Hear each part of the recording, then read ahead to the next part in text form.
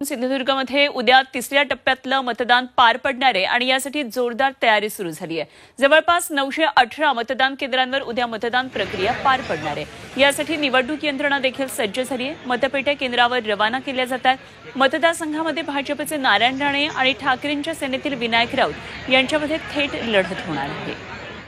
आणि या ठिकाणाहून आढावा घेतलाय आमचे प्रतिनिधी उमेश परब यांनी। लोकसभा निवडणुकीच्या पार्श्वभूमीवरती तिसऱ्या टप्प्यातील जे मतदान आहे ते मतदान उद्या होतंय आणि त्यासाठीच मतपेट्या ज्या आहेत त्या आजपासून रवाना होताना पाहायला मिळतात। आपण आता आहोत सिंधुदुर्ग जिल्ह्यातील कणकवली तालुक्यातील एका केंद्रावरती। या केंद्रावरतीच आपण बघितलं असेल तर ज्या मतपेट्या आहेत त्या मतपेट्या आता या ठिकाणाहून रवाना होत आहेत।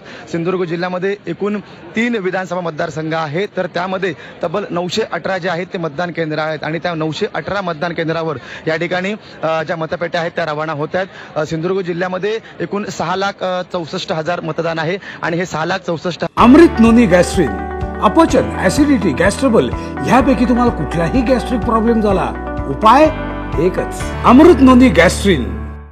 मतदार जे आहेत ते उद्या या ठिकाणी मतदान करणार आहेत आणि त्यासाठी या मतपेट्या रवाना होत असताना तब्बल सुमारे 4,500 कर्मचारी जे आहेत ते या ठिकाणी तैनात करण्यात आलेले आहेत। त्याचबरोबर मोठी पोलीस यंत्रणा देखील या ठिकाणी तैनात करण्यात आलेली आहे।